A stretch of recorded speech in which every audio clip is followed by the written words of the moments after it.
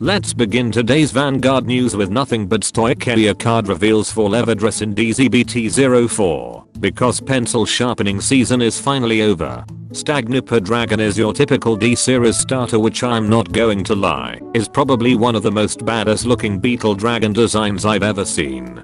Wish they saved this art for a better unit. Scorpius, a dragon while on Vanguard, lets you ride Manticide Dragon from your eye deck without discarding, if your soul has Stagnipper Dragon. It's funny how Bushiroad's idea of making players want to play with bugs is by turning them into dragons. And it's probably working. Manticide Dragon, when ridden over by a grade 3 Levidras card, lets you pay 3 energy to add up to 1 grade 3 or lower card from the top 5 cards of your deck. From getting a free ride up and a top 5 card searcher, the ride line seems pretty basic for a Stoicheia deck. It's almost like players are incentivized to replace them. Destined 1 of Infinity Levidras once per turn while on Vanguard lets you pay 1 counterblast to put an Infinity Eyes marker to one of your and your opponent's rear guard circles. While on Vanguard, you may increase or decrease a unit's power on an Infinity Eyes marker by 10k when they attack or boost. Then you remove an Infinity Eyes marker on your opponent's field and draw a card if your opponent's unit lost 10k power from this ability. And once per match while on Vanguard, you can pay 1 Soul Blast if your opponent's Vanguard is grade 3 or higher to put an Infinity Eyes marker to one of your and your opponent's rear guard circles. Then this unit gets 10k power and an extra crit. Just when you thought you got away from the premium snowball mechanic of imaginary gift markers, here they are again in standard. And this isn't me exaggerating. Infinity Eyes markers on your field are just force 1, while the ones on your opponent's field is a one-time protector against their attacks with the benefit of Axel 2's draw. Surely this won't get abused by cards that can withstand or have extra critical and guard restrictions.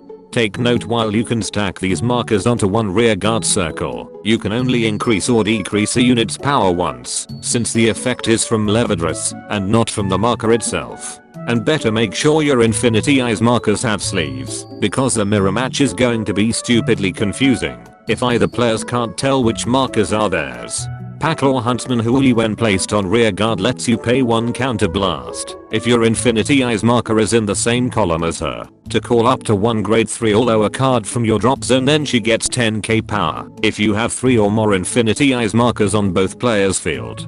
We suddenly went from bug dragons to a random fox girl. Bushiroad can't seem to stay with a theme. Knight of Illusionary Silence Clarence, while on rear guard, lets you put himself into your soul at the end of the battle he attacked or boosted, and you have an Infinity Eyes marker in the same column as him, and you did not countercharge this turn to countercharge 1 damage. And right off the bat, Bushiroad is giving Levidras a countercharger so it can keep generating markers. Searching for Infinite Knowledge is a normal order card that can only be played if you have a Levidras Vanguard and pay 2 energy to call up to 1 card with a grade equal or lower than your Vanguard from your drop zone. Then that unit gets 5k power for each Infinity Eyes markers in the same column as that unit. Thank Messiah that hallucinatory morpho isn't like Teethfalt. Otherwise this would have been too good, like how Luhan keeps calling Teethfalt from the drop zone with his order card. The animators didn't get the memo about this card as seen in last week's anime episode. Full Knowledge Farxel, while on rear guard, gets 5k power during the battle it boosted while you have a grade 3 or higher Levidras Vanguard.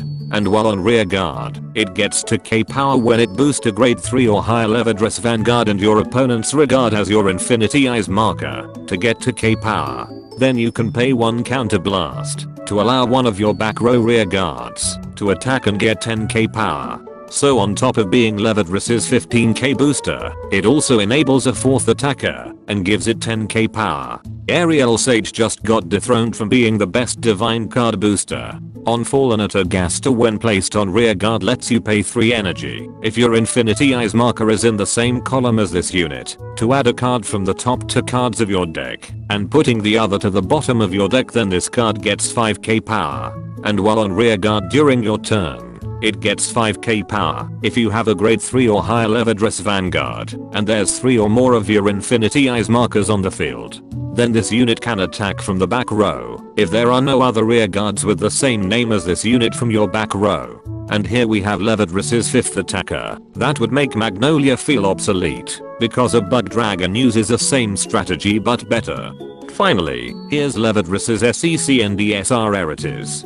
Good luck sleeping tonight knowing that Levidras is looking like a giant dog that heard you a mile away. And that concludes this Vanguard news without the bullshit. Special thanks to my Patreon members for continuing to support my content creation.